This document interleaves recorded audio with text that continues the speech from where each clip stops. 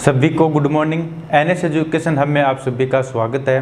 दोस्तों, आज की जो अपनी क्लास है वो प्रॉब्लम क्लास है, यानी जिन स्टूडेंट के किसी न किसी टॉपिक में प्रॉब्लम आई है उनको अपन क्या है सोल्व करने वाले हैं। कुछ स्टूडेंट ने कमेंट किए हैं, कुछ ने जो पर्सनली मैसेज किए हैं, उन क्वेश्चनों को अपन क्या है आज अभी देखने वाले हैं। तो अपने पास जो पहला क्वेश्चन है वो है भौतिक अवस्था के आधार पर पदार्थ को कितने भागों में बांटा गया।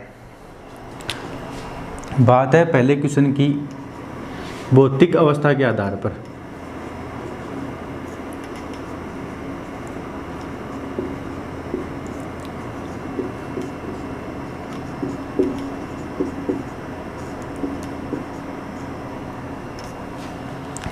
अपन पढ़ते हैं पदार्थ के बारे में। अपन ने पढ़ा था कि जो पदार्थ है उसको मुख्यतः दो भागों में बांटा गया है। एक था भौतिक अवस्था के आधार पर,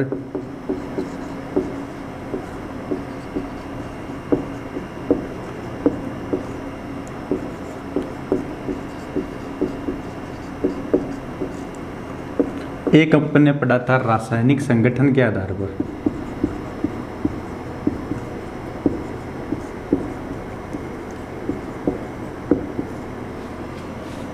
भौतिक अवस्था के आधार पर मुख्यतः तीन भागों में बांटा गया है। एक है ठोस, द्रव और गैस। यह तो ये भौतिक अवस्था के आधार पर मुख्यतः तीन भागों में बांटा गया है, ठोस, द्रव, गैस। लेकिन साथ में जब अधिकतम पूछ ले अपन को क्वेश्चन में, जो अपना क्वेश्चन था कन्फ्यूजन वाला क्वेश्चन था, वो यही था कि अगर अधिकतम पूछ ले तो अधिकतम है 5। 3 तो ये है 1 2 3, 2 अवस्थाएं और भी हैं। जो चौथी अवस्था है उसका नाम है प्लाज्मा, और जो 5वीं अवस्था है वो है BEC यानी बोस्ट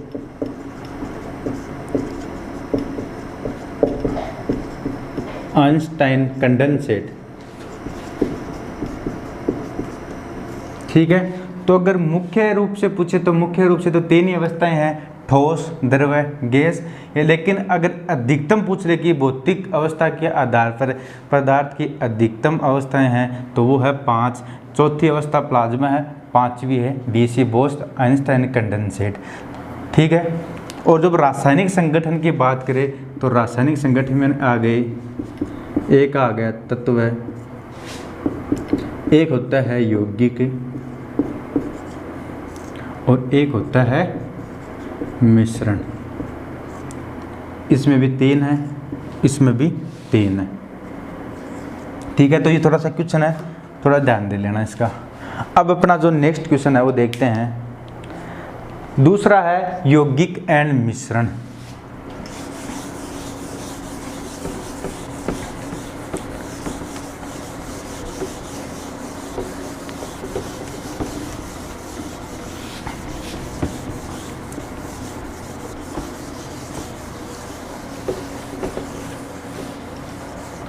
दूसरा अपने पास है यौगिक एंड मिश्रण।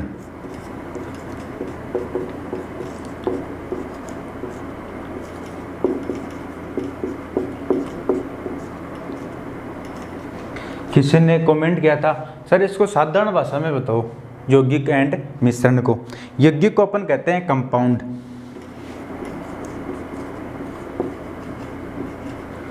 और मिश्रण को कहते हैं मिक्सर। अपन ने यौगिक एंड मिश्रण के बारे में पढ़ा था। कन्फ्यूजन ये है कि यौगिक कौन सा है, मिश्रण कौन सा है, ये पता नहीं चलता। उसके बारे में अपन देख लेते हैं। यौगिक के अंतर्गत क्या होता है,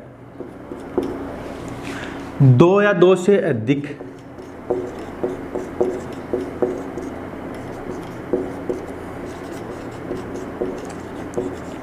एलिमेंट यानी तत्व निश्चित अनुपात में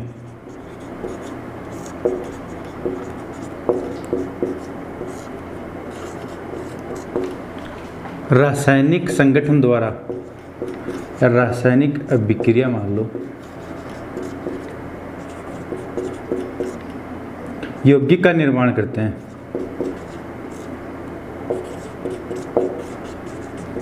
यानी जो यौगिक अपना, उसके अंतर्गत क्या होता है, दो या दो से जो अधिक तत्व, दो या दो से अधिक तत्व है, वो निश्चित अनुपात के अंतर्गत रासायनिक अभिक्रिया द्वारा यौगिक का निर्माण करते हैं। जैसे अपने पास जल है, H2O है, एलिमेंट है, एक तो हो गया अपने पास हाइड्रोजन, एक हो गया अपने पास ऑक्सीजन। इन दोनों की बात करें, क्या ये यौगिक है, वो अपन देख लेते हैं। पहली बात क्या कही, निश्चित अनुपात, यानी हाइड्रोजन के तो है 2 परमाणु, यानी जब अपन H2 यानी जल के एक अणु की बात करें, जल के एक अणु की अपन बात करते हैं, H2O से क्या है, जल का जो निर्माण होता है, इस जल के एक अणु में H2O में हाइड्रोजन के तो 2 परमाणु, ऑक्सीजन का 1 परमाणु। इस अनुपात के अंतर्गत यानी H2O 2 परमाणु हाइड्रोजन के 1 परमाणु ऑक्सीजन का, यह मिलकर किसका निर्माण करते हैं, H2O का, यानी जल के एक अणु का। रासायनिक अभिक्रिया की बात करते हैं कि रासायनिक अभिक्रिया से ये बनते हैं, हाइड्रोजन ले लिया, एक यहाँ ले लिया ऑक्सीजन, तो क्या है, दोनों अगर दोनों को हम मिला देंगे तो क्या जल बन जाएगा, नहीं बनेगा। इसको क्या करते हैं, किसी रासायनिक अभिक्रिया द्वारा अगर जब ये मिलते हैं तब जाके जल का निर्माण करते हैं। एक बात याद रख लेना हमेशा, जब जिनसे मिलकर यौगिक बना हुआ है, जैसे H2O है, NH3 है, जिनसे मिलकर यौगिक बना हुआ है, उन एलिमेंट को जब अलग कर देते हैं अपन, तो जो उसका जो मूल रूप था, यानी जो जल था, हाइड्रोजन को और ऑक्सीजन को जब अलग अलग कर देंगे, यानी इधर कर दिया हाइड्रोजन और ये ऑक्सीजन, इनको अलग अलग कर दिया, तो ये जिस रूप में था उस रूप से क्या है, पूर्णतः भिन्न हो जाता है। ये जल था, पूर्णतः भिन्न हो जाएगा, इधर हाइड्रोजन आ जाएगा, इधर ऑक्सीजन आ जाएगा। अगर निश्चित अनुपात की अपन बात करते हैं, इसमें 2 परमाणु हाइड्रोजन के हैं, 1 परमाणु ऑक्सीजन का है। जब बात करते हैं इनके बाहर की अनुपात की, हाइड्रोजन का द्रव्यमान कितना होता है, 1, 2 परमाणु इसलिए हो गया 2, 1 गुणा 2 बराबर ये हो गया 2। बात करते हैं ऑक्सीजन, ऑक्सीजन का द्रव्यमान होता है 16, तो 2:16 यानी 1:8। किसी भी जगह से अपन जल प्राप्त करेंगे तो जो शुद्ध जल होगा, चाहे वो कुएं से प्राप्त कर रहे हैं, किसी तालाब से प्राप्त कर रहे हैं, किसी झरने से प्राप्त कर रहे हैं, उसमें हमेशा 2 परमाणु किसके होंगे, जल के अणु में 2 परमाणु हाइड्रोजन के, 1 परमाणु ऑक्सीजन का होगा। ये ध्यान रख लेना। हाइड्रोजन यौगिक होता है, यौगिक में ये होता है। बात करते हैं जब मिश्रण की, मिक्सर की जब बात कर रहे हैं अपन, उसमें क्या होता है, एवं 2 या 2 से अधिक तत्व या यौगिक, बात करते हैं तत्व या यौगिक,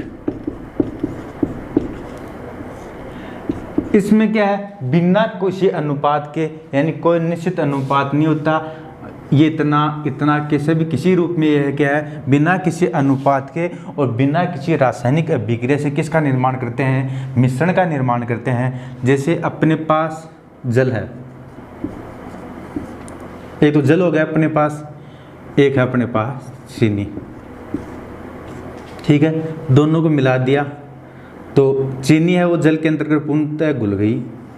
ये अगर अपने किसी पात्र की बात करें, इसके अंतर्गत घोल दी, ठीक है, तो जल के अंतर्गत चीनी है वो पूर्णतः घुल गई। तो ये क्या है, जल और चीनी का क्या है, मिश्रण है, ठीक है। जल के अंतर्गत अगर नमक अपन घोलते हैं तो जल के अंदर नमक है वो पूर्णतः घुल जाता है। अब बात करते हैं, इसमें क्या कोई अनुपात नहीं होता, कोई रासायनिक अभिक्रिया नहीं होती, इसमें साधारण रूप से जैसा है वैसा इसके अंतर्गत मिला दिया। अब जब इनको अलग भी कर सकते हैं, मिश्रण के अंतर्गत क्या होता है, अलग भी कर सकते हैं। जैसे ये इसके अंतर्गत अगर चीनी घुली है या नमक घुला हुआ है, तो जब इसको अपन गर्म करेंगे तो क्या हो जाएगा, जो जल है वो तो भाप बन के उड़ जाएगा, और जो अपने पास नीचे जो भी अपने पास पदार्थ था, या चीनी है, नमक है, वो क्या अपने पास यहाँ शेष रह जाएगा, ठीक है। तो मिश्रण के अंतर्गत क्या होता है, मिश्रण के अंतर्गत 2 या 2 से अधिक तत्व है या यौगिक है, बिना किसी अनुपात में, इनका कोई निश्चित अनुपात नहीं होता, और बिना किसी रासायनिक अभिक्रिया किसका निर्माण करते हैं, मिश्रण का निर्माण करते हैं, ठीक है। स्टूडेंट ने ये कमेंट किया था कि सर ये थोड़ा सा कन्फ्यूजन रहता है इसके अंतर्गत मिश्रण में, को साधारण भाषा में बता दो। मिश्रण का अगर आपको इसी तरीके से भी याद ना रहे तो अपन एक मिक्सर नमकीन लेके आते हैं, मिक्सर नमकीन लाते हैं अपन, ठीक है। उसके अंतर्गत क्या होता है, उसके अंदर अपन देखते हैं, अपन नमकीन की बात कर रहे हैं, अपन मिक्सर नमकीन भी बात कर रहे हैं, मिक्सर ही इसको बोलते हैं मिश्रण को। उस नमकीन की अपन बात कर रहे हैं तो उसके अंतर्गत देखो कि कभी देखना किशमिश भी होती है, कुछ मात्रा में काजू भी होते हैं, ठीक है। उसके अंतर्गत भुजिया भी मिली होती है, ठीक है। नट क्रैकर भी उसके अंतर्गत मिले होते हैं। इस तरीके से सबको मिला के उनका कोई अनुपात नहीं होता, दो एक साथ लेके आ जाना, उनमें कोई अनुपात नहीं होता, इसमें ये दो ज़्यादा है, उसमें दो कम है। इस तरीके से सबको मिला कर क्या है, एक मिश्रण हो जाता है वो, तो वो होता है मिक्सर। तो ये याद रख लेना, मिक्सर तो होता है इस तरीके से। इनको अपन अलग भी कर सकते हैं, जैसे अपन उनको छांटना चाहिए, ये अपने पास है, इनको अपन छांटना चाहिए तो इनको क्या है अपन अलग अलग भी कर सकते हैं, ठीक है। तो ये तो हो गया मिश्रण और ये हो गया अपने पास यौगिक, ठीक है। तो अब कोई कन्फ्यूजन नहीं होना चाहिए। अब अपने पास नेक्स्ट क्वेश्चन है, वो है इलेक्ट्रॉन, प्रोटॉन और न्यूट्रॉन की खोज से संबंधित, ठीक है। वो अपन देखते हैं।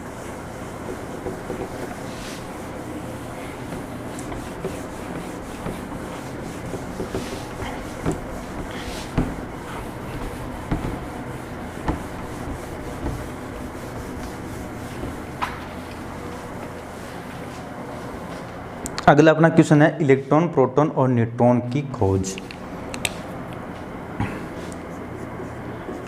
इलेक्ट्रॉन,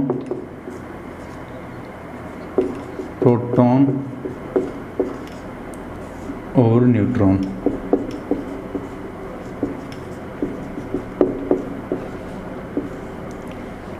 जब बात आती है इलेक्ट्रॉन की तो एक तो है इनकी ये ट्रिक, ईंट पर नाचो। ए हो गया इलेक्ट्रॉन, प हो गया प्रोटॉन, न हो गया न्यूट्रॉन। खोज से संबंधित है, टी है यानी टी, ट है तो टी, टी यानी ये हो गया थॉमसन। थॉमसन को अपन ऐसे लिखते हैं, ठीक है। बात आती है प्रोटॉन की, प हो गया प्रोटॉन, र आता है रदरफोर्ड। जब बात आती है न्यूट्रॉन की, न होगा न्यूट्रॉन, से का आ गया चैडविक यानी जेम्स चैडविक।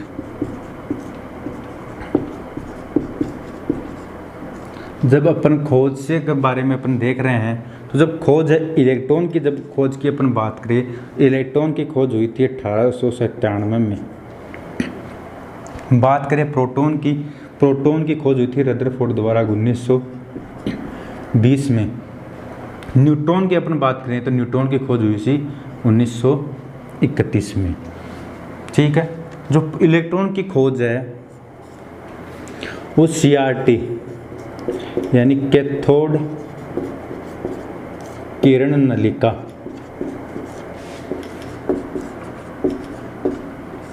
एक प्रयोग किया था जे थॉमसन ने, जे थॉमसन ने, कैथोड किरण नलिका। उसके अंतर्गत कुछ कण है वो ऋणावेश से धनावेश की ओर गमन कर रहे थे, यानी कैथोड से ऋणावेश, कैथोड से धनावेश एनोड की ओर। उन कणों को उन्होंने नाम दे दिया इलेक्ट्रॉन, ठीक है। जो न्यूट्रॉन है उसमें 1931 में जेम्स चैडविक ने बेरिलियम धातु पर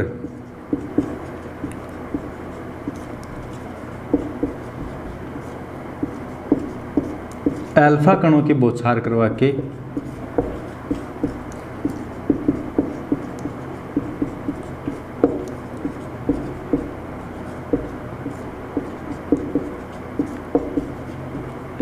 न्यूट्रॉन की खोज की। बेरिलियम धातु पर अल्फा कणों की बौछार करवा के न्यूट्रॉन की खोज की। बात आती है प्रोटॉन की। इसमें जो प्रोटॉन का जो किसी ने नेक्स्ट जो क्वेश्चन अपना वो इसी से संबंधित, ये प्रोटॉन से संबंधित है। प्रोटॉन के दो ऑप्शन आते हैं, एक तो आता है अपना रदरफोर्ड, एक आता है गोल्डस्टीन।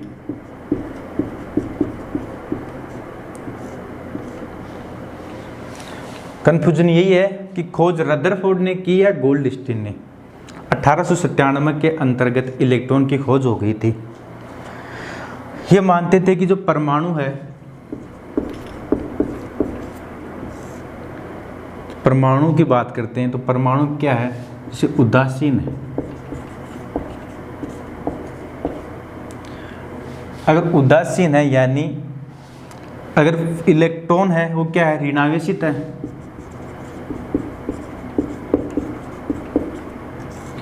तो जो गोल्डस्टीन थे उन्होंने ये सुझाया कि जब परमाणु उदासीन है तो इलेक्ट्रॉन के समान ही विपरीत आवेश वाला कोई कण परमाणु के मध्य मौजूद होना चाहिए।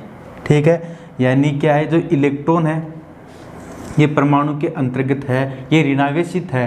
परमाणु कब उदासीन होगा, ये जब ऋणावेशित है। ये मानते हैं कि ये इसके अंतर्गत है, प्रोटॉन के अंतर्गत। उदासीन कब होगा, यानी इसी के विपरीत आवेश वाला, ये अगर ऋणावेशित है तो कोई पॉजिटिव कण भी क्या इसके मध्य स्थित होगा, कोई धनावेशित कण मौजूद होगा।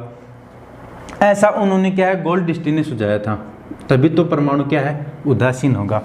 तो जो प्रोटॉन के बारे में जो बताया था, एक धनावेशित कण,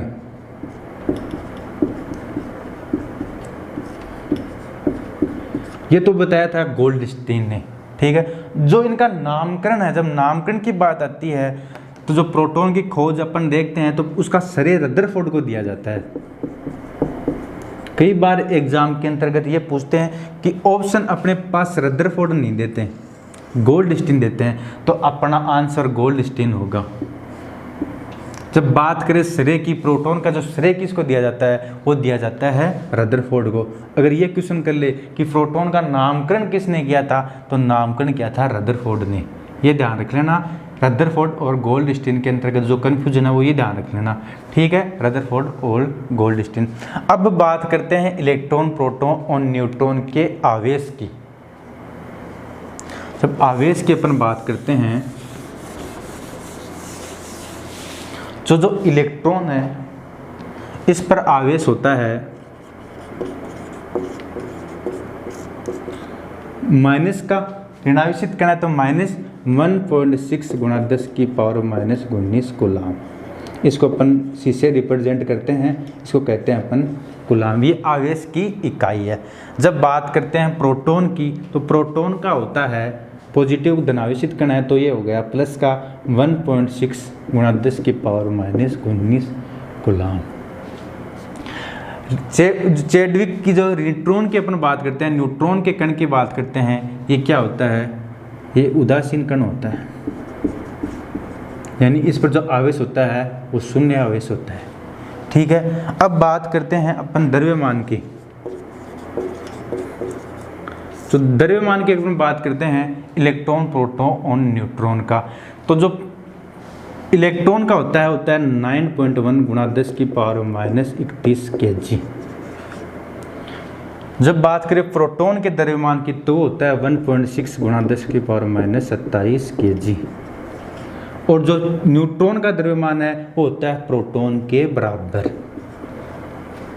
ठीक है, आवेश नहीं होता लेकिन जो द्रव्यमान है वो प्रोटॉन के द्रव्यमान के समान होता है। अब एक बात आती है, वो होता है एक पॉजिट्रॉन। एक कण होता है जिसका नाम है पॉजिट्रॉन। एक ने मैसेज किया था कि सर प्रोटॉन और पॉजिट्रॉन ये क्या एक है क्या? नहीं, ये कभी एक नहीं है। पॉजिट्रॉन क्या है? पॉजिट्रॉन इलेक्ट्रॉन का प्रतिकण है। प्रतिकण मतलब वो अपन अभी देखते हैं। यानी जो पॉजिट्रॉन होता है, पॉजिट्रॉन का आवेश अपन बात करें और द्रव्यमान, वो क्या है, टिक टॉक इलेक्ट्रॉन के समान होता है। यानी आवेश और द्रव्यमान है वो इलेक्ट्रॉन के समान होता है। फर्क सिर्फ इतना होता है, यदि इलेक्ट्रॉन क्या है, एक नेगेटिव है, ऋणावेशित है, और तो जो पॉजिट्रॉन है वो क्या होता है, पॉजिटिव होता है। इतना सा फर्क है। यानी ये अगर इलेक्ट्रॉन की बात कर रहे हैं, ये इलेक्ट्रॉन में होता है, तो पॉजिट्रॉन में सिर्फ होगा, ये होगा +1.6 गुणा 10⁻⁻19 कूलाम, और जो द्रव्यमान होगा वो होगा 9.1 गुणा 10⁻31 kg। ठीक है, इतना फर्क है। यानी जो ये प्रतिकरण किसका है, इलेक्ट्रॉन का है। कन्फ्यूजन जो था कि पॉजिट्रॉन और प्रोटॉन का प्रतिकरण है क्या, नहीं, प्रोटॉन के जो बात कर रहे हैं अपन, आवेश समान होता है, लेकिन जो द्रव्यमान है वो क्या इससे भिन्न होता है, वो इसके समान होता है, इलेक्ट्रॉन के समान होता है। पॉजिट्रॉन कौन क्या हो गया, इलेक्ट्रॉन का टिकटॉक, यानी जो प्रतिकरण है इसका पूरा। फर्क है सिर्फ आवेश का, ये पॉजिटिव होता है और ये होता है नेगेटिव। खोज की अपन इसकी बात करें तो इसकी खोज 1932 में एंडरसन द्वारा की गई, ये ध्यान रख लेना। ठीक है, अगला अपना जो नेक्स्ट क्वेश्चन है वो है प्रोटॉन की खोज रदरफोर्ड या गोल्डस्टीन। एक ने किया था, जैसे प्रोटॉन की खोज है वो रदरफोर्ड ने की थी या गोल्डस्टीन ने, वो मैंने अभी आपको इसके साथ ही समझा दिया है। ठीक है, अब अपना जो नेक्स्ट क्वेश्चन है वो है आइसोटोप और आइसोबार, अपन अभी देख लेते हैं।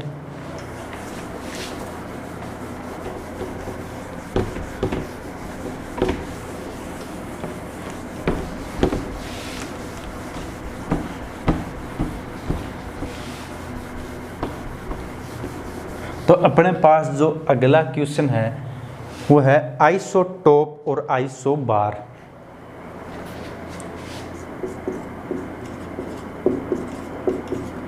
Isotope and isobar. आइसोटोप तो होता है समस्थानिक,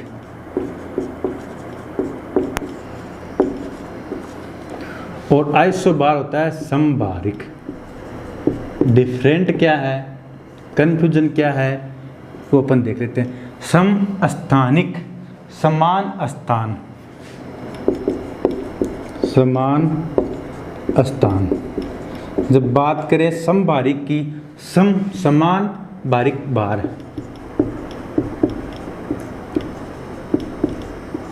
कहने का क्या मतलब है, समान स्थान, स्थान समान, यानी प्रोटॉन की संख्या क्या है, समान।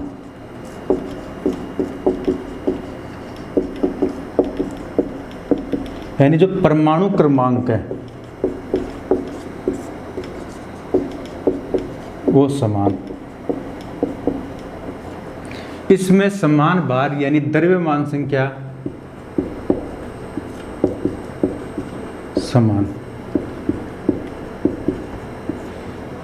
समस्थानिक के अंतर्गत क्या होता है, एक ही तत्व होता है।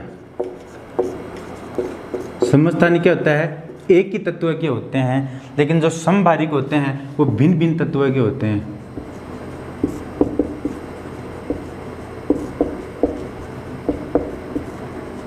जैसे अपन देखते हैं समस्थानिक के बारे में, प्रोटॉन की संख्या समान, बट याद रखना द्रव्यमान संख्या है वो क्या है, भिन्न भिन्न। इसमें क्या होता है, द्रव्यमान संख्या समान बट परमाणु क्रमांक क्या, भिन्न भिन्न।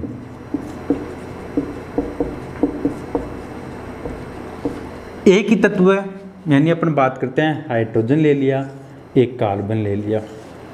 समस्थानिक की बात करते हैं, हाइड्रोजन के 3 समस्थानिक है, 1H1, 1H2, 1H3। यानी समस्थानिक समान स्थान, यानी हाइड्रोजन का समान जो स्थान है और स्थानीय में तो वो तो क्या है, समान है, लेकिन जो द्रव्यमान संख्या वो है भिन्न भिन्न। यानी ये है परमाणु क्रमांक, जो प्रोटॉन की संख्या वो ये है 1, और जो द्रव्यमान संख्या वो है 1, 2, 3। ठीक है, ये क्या है, समस्थानिक है एक दूसरे की। यानी परमाणु क्रमांक तो इनका समान है, लेकिन जो द्रव्यमान संख्या वो क्या है, भिन्न भिन्न है। इसकी 1 है, इसकी 2 है, इसकी 3। तो ये तो हो गए समस्थानिक। कार्बन है, कार्बन C612, 6C14, ये क्या है, कार्बन के समस्थानिक है। इनमें जो परमाणु क्रमांक है यानी प्रोटॉनों की संख्या क्या है, समान है, लेकिन जो द्रव्यमान संख्या है दोनों की क्या है, भिन्न भिन्न होते हैं। ये क्या होता है, एक ही तत्व के होता है। ये हाइड्रोजन के समस्थानिक है, ये कार्बन के समस्थानिक है। बात आती है समबारिक की, यानी भिन्न भिन्न तत्व है। यानी अपने पास जैसे कार्बन एंड नाइट्रोजन है, इसकी अपन बात करें, इसमें क्या था, द्रव्यमान संख्या क्या है, समान होती है, लेकिन परमाणु क्रमांक भिन्न भिन्न होता है। कार्बन है और नाइट्रोजन है। कार्बन का जैसे ये है C614, अपन देख रहे थे 6C14। एक है अपने पास नाइट्रोजन का देखे तो ये है 7 नाइट्रोजन 14। ये क्या है, इनके जो परमाणु क्रमांक है वो तो भिन्न भिन्न है, कार्बन का 6 है, नाइट्रोजन का 7 है, ठीक है, लेकिन द्रव्यमान संख्या वो दोनों की क्या है, समान है। भिन्न भिन्न तत्व है, दोनों अलग अलग है, ये कार्बन है, ये नाइट्रोजन है, तो समभारिक तो क्या होंगे, भिन्न भिन्न तत्व क्या होंगे, इनमें क्या है, तत्व अलग अलग होंगे, इसलिए तो परमाणु क्रमांक भिन्न भिन्न है इनके, ठीक है। और इनमें क्या है, एक ही तत्व के होते हैं, ये क्या है, दोनों आपस में समभारिक है, यानी जो द्रव्यमान संख्या दोनों की क्या है, समान है, ठीक है। तो ये हो गया समस्थानिक और समभारिक, ये थोड़ा सा ध्यान दे लेना।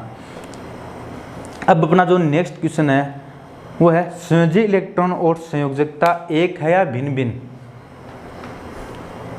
जो अपना नेक्स्ट क्वेश्चन है वो अपन देखते हैं।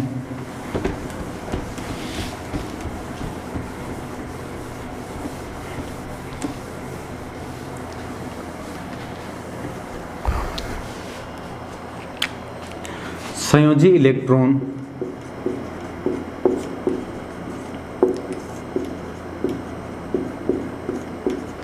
और संयोजकता।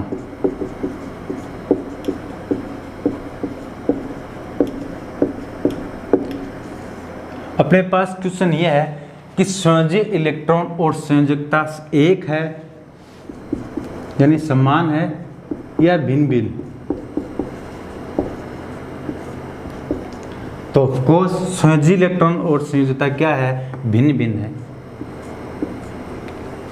क्या दोनों समान हो सकती है, यानी ऐसा हो सकता है क्या कि जैसे किसी की अपने पास कोई एलिमेंट दे दिया, उसकी जैसे संयोजी इलेक्ट्रॉन है वो 2 है, तो क्या संयोजकता 2 हो सकती है, बिल्कुल हो सकती है, ये उस कंडीशन पर डिपेंड करता है।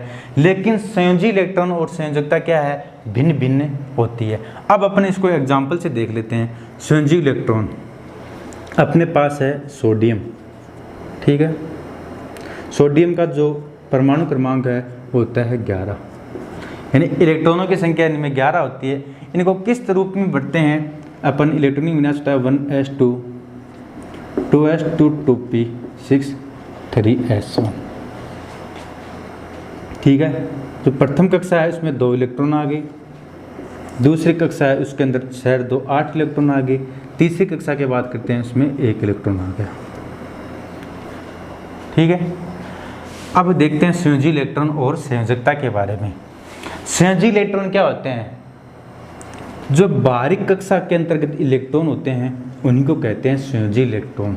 बाहरी कक्षा के अंतर्गत जितने इलेक्ट्रॉन होंगे वही क्या होंगे, संयोजी इलेक्ट्रॉन होंगे, और जो मध्य अंदर भीतरी कक्षा में होंगी वो होंगे कोर इलेक्ट्रॉन, वो होंगे कोर इलेक्ट्रॉन। तो जो संयोजी इलेक्ट्रॉन है वो हो गए 1, कोर इलेक्ट्रॉन हो गए 8 और 2 10। ये तो हो गया संयोजी इलेक्ट्रॉन। बात करते हैं संयोजकता की। संयोजकता क्या होता है, संयोजकता ये है कि जो अक्रिय गैस है,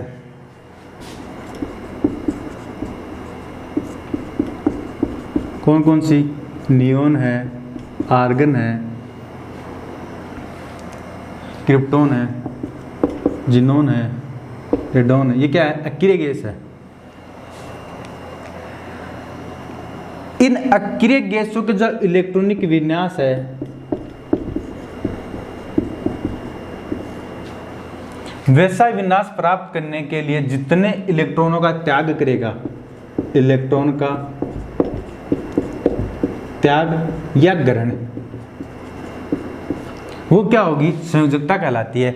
जैसे अपने पास सोडियम का देख, सोडियम ले लेते हैं। सोडियम का इलेक्ट्रॉनिक विन्यास क्या होता है, 1s2 2s2 2p6 3s1, ठीक है।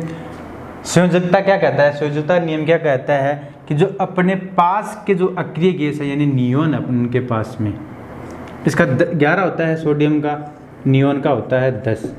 इसका इलेक्ट्रॉनिक विन्यास क्या होता है 1s2 2s2 2p6 6 2 8 2 10। इस जैसी जो इलेक्ट्रॉनिक विन्यास प्राप्त करने के लिए जितने इलेक्ट्रॉनों का ग्रहण करेगा या जितने इलेक्ट्रॉनों का त्याग करेगा वो उसकी कहलाएगी संयोजकता। यानी एक इलेक्ट्रॉन कितने इसमें, एक इलेक्ट्रॉन एक्स्ट्रा है, ये रहा एक इलेक्ट्रॉन, इस एक इलेक्ट्रॉन का त्याग करके इस जैसी ये क्या है इलेक्ट्रॉनिक विन्यास प्राप्त कर सकता है। तो एक इलेक्ट्रॉन का क्या करेगा, ये त्याग करेगा, तो ये एक क्या हो जाएगी, इसकी संयोजकता हो जाएगी। तो देखा जाए तो सोडियम की जो संयोजी इलेक्ट्रॉन है वो होता है एक, और जो सोडियम का संयोजकता होती है वो होता है एक। अब बात करते हैं अपन क्लोरीन की। क्लोरीन का परमाणु क्रमांक 17 होता है, यानी इलेक्ट्रॉनों की संख्या इसमें 17 होती है। इसको अपन लिखते हैं, इलेक्ट्रॉनिक विन्यास होता है 1s2 2s2 2p6 3s2 3p5 10 और 7 17। ठीक है, यानी 2 हो गए पहली कक्षा में, दूसरी कक्षा में 8 और तीसरी कक्षा में 7। तो बाह्यतम कक्षा में जितने इलेक्ट्रॉन होते हैं वो होती है इसकी संयोजी इलेक्ट्रॉन।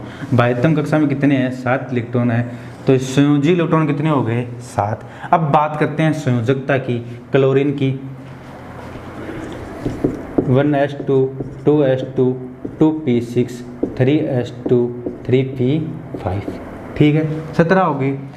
अपने पास की जो अक्रिय गैस उनके पास में क्लोरीन का 17 है। ठीक है, तो इसके पास में आर्गन होता है अक्रिय गैस, इसका होता है 18। इसका इलेक्ट्रॉनिक विन्यास होता है 1s2 2s2 2p6 3s2 3p6। ठीक है, इस जैसा इलेक्ट्रॉनिक विन्यास प्राप्त करने के लिए कितने इलेक्ट्रॉन की जरूरत पड़ेगी, 5 है, 1 इलेक्ट्रॉन की जरूरत पड़ेगी। तो ये इसकी संयोजकता कितनी हो गई क्लोरीन की 1। तो इसकी जो संयोजी इलेक्ट्रॉन है वो कितने आए 7, जबकि संयोजकता कितनी आई 1। यानी जो संयोजी इलेक्ट्रॉन और संयोजकता क्या है, ये दोनों भिन्न भिन्न है, लेकिन हाँ हो सकता है ये एक भी हो सकते हैं। जैसे इसमें 1 आई संयोजी इलेक्ट्रॉन और इसमें संयोजकता 1 आई और इसमें जो संयोजी इलेक्ट्रॉन है वो 1। ये मान समान प्राप्त हो सकते हैं, लेकिन जो इकाई है दोनों ये क्या है, भिन्न भिन्न है। ठीक है, नेक्स्ट अपना क्वेश्चन है रेडियो सक्रियता की खोज।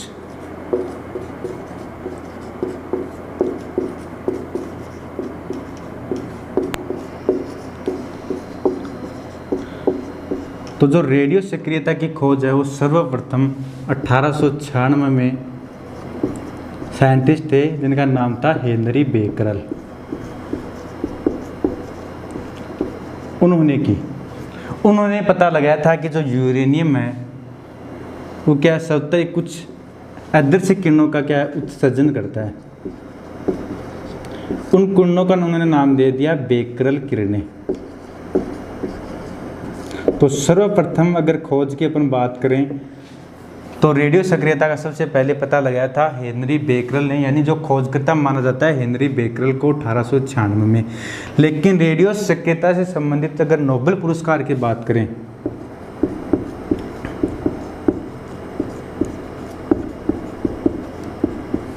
तो वो मिला था 1903 में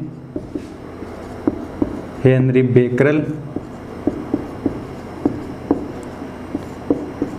मैडम क्यूरी और पीरे क्यूरी, यानी क्यूरी दंपति। मैडम क्यूरी यानी मेरी क्यूरी और पीरे क्यूरी, ये तो थी क्यूरी दंपति और हेनरी बेकरल। इन तीनों को संयुक्त रूप से है और रेडियो एक्टिविटी की खोज के लिए 1903 में नोबेल पुरस्कार मिला था। ठीक है, अब अपना जो नेक्स्ट क्वेश्चन है वो है रेडियम की खोज से संबंधित।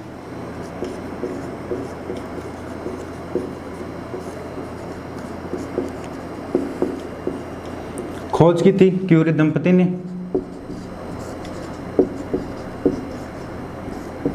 यानी मेरी क्यूरी और पीरे क्यूरी। कन्फ्यूजन कहाँ है, खोज सन से संबंधित। ठीक है, अपन ने कल परसों क्लास के अंतर्गत भी डिस्कस किया था, जब इनकी खोज की बात आती है दो कन्फ्यूजन है, कई जगह दे रखा है 1903 विस्तृत रूप से, कई जगह दे रखा है 22 दिसंबर 1898। ठीक है, 22 दिसंबर 1898 और कई जगह दे रखा है 1903। जो एनसीईआरटी की बुक है उनमें दे रखा है 22 दिसंबर 1898 में रेडियम की खोज मैडम क्यूरी और पीरे क्यूरी ने की थी। ठीक है, कुछ बुक है उनमें दे रखा है 1903। ठीक है, तो जो एनसीईआरटी की जो बुक है वही क्या सही होती है। ज़्यादातर एग्जाम के अंतर्गत एनसीईआरटी की जो बुक होती है उन्हीं को सही माना जाता है। उसमें क्या दिया हुआ है, तो उनमें दिया हुआ 22 दिसंबर 1898। लेकिन कुछ जो ऑथेंटिक बुक है उनमें 1903 भी दे रखा है, डिटेल के साथ दे रखा है उनमें तो 1903। ठीक है, लेकिन जो अपन एनसीईआरटी के अपन देखिए, अपन विकीपीडिया की बात करें, जो विकीपीडिया पे होता है ना वो अधिकतर सही होता है, विकीपीडिया पे सही माना जाता है। तो विकीपीडिया पे दे रखा है 22 दिसंबर 1898 रेडियम की खोज है वो क्यूरी दंपति यानी जो मैडम क्यूरी और पीरे क्यूरी ने की थी। ठीक है, अब आती है एक पुरस्कार, नोबेल पुरस्कार से संबंधित है, मैडम क्यूरी के पुरस्कार से संबंधित है। तो मैडम क्यूरी को एक तो 1903 में मिला था नोबेल पुरस्कार भौतिकी का,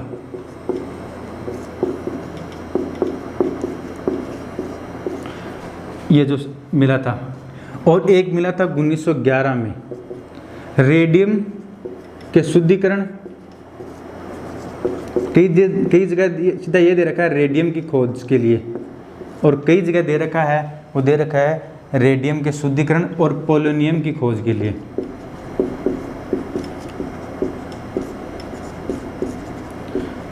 तो प्रथम महिला थी ये जिनको 2 पुरस्कार मिले थे।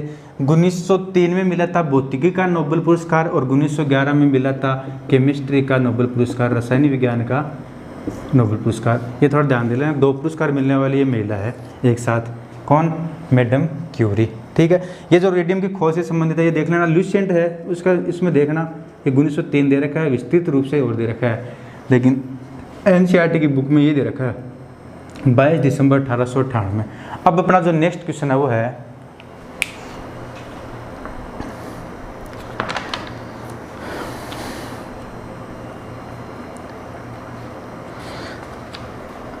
जो नियंत्रक छड़ है उसके बारे में दे रखा है, उसको अपन देख लेते हैं।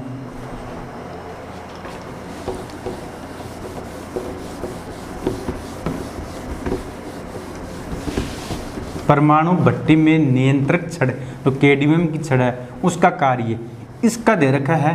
कंफ्यूजन क्या है उनको? कंफ्यूजन ये है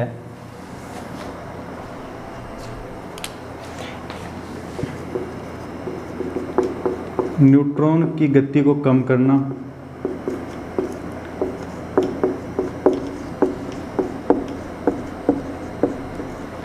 और एक है न्यूट्रॉन का अवशोषण। यानी एक तो आ गया अभिक्रिया को धीमा करना,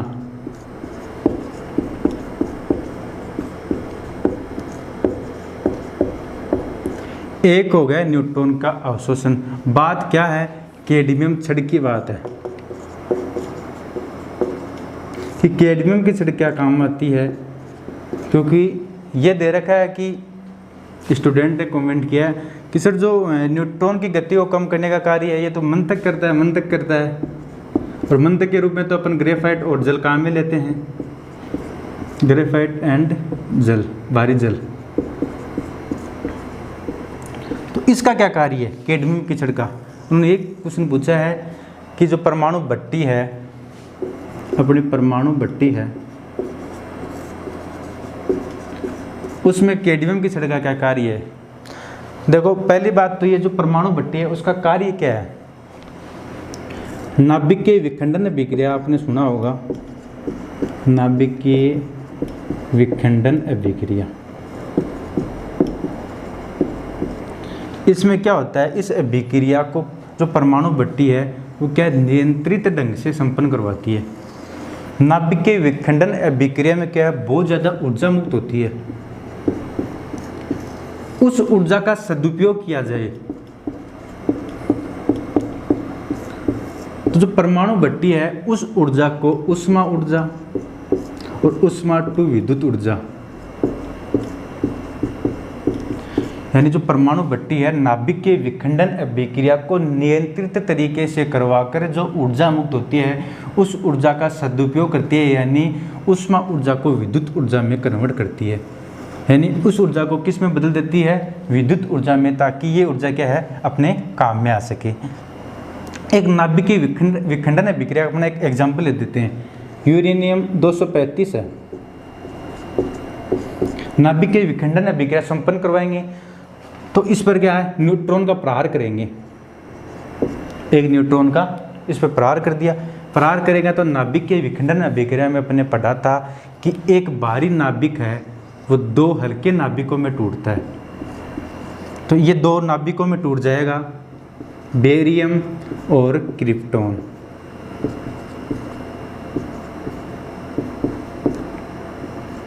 और साथ में क्या होंगे, 3 न्यूट्रॉन और प्राप्त होंगे और साथ में होगी ऊर्जा मुक्त।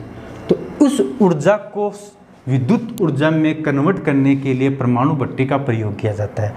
अब बात आती है कैडमियम की छड़ का क्या कार्य, यह विक्रिया संपन्न होगी, नियंत्रित ढंग से संपन्न करवाने के लिए परमाणु भट्टी का प्रयोग किया जाता है। इस भट्टी में यह विक्रिया करवाई जाती है परमाणु भट्टी में। अब ये 3 न्यूट्रॉन प्राप्त होते हैं। न्यूट्रॉन क्या करते हैं, जैसे ये न्यूट्रॉन का प्रहार किया तो ये 2 अलग नाभिकों में क्या है टूट गया। अब जो 3 न्यूट्रॉन और प्राप्त होते हैं ये भी क्या करेंगे, इस पर यूरेनियम पर पुनः प्रहार करेंगे। ये विक्रिया क्या है तेजी से होती जाएगी, ठीक है, ताकि ये अभिक्रिया परमाणु भट्टी क्या करती है, उस ऊर्जा को विद्युत ऊर्जा में कन्वर्ट करती है। यानी जो ये न्यूट्रॉन है यूरेनियम पर प्रहार पुनः प्रहार ना करे, नियंत्रित ढंग का मतलब ये तो हो गया है कि ये जो 3 न्यूट्रॉन प्राप्त होते हैं ये न्यूट्रॉन पुनः प्रहार ना करे। इसके लिए इन न्यूट्रॉनों का अवशोषण करने के लिए बात आती है, अवशोषण करने के लिए, तो इनका अवशोषण करने के लिए नियंत्रक छड़ के रूप में कैडमियम की छड़ काम में लेते हैं।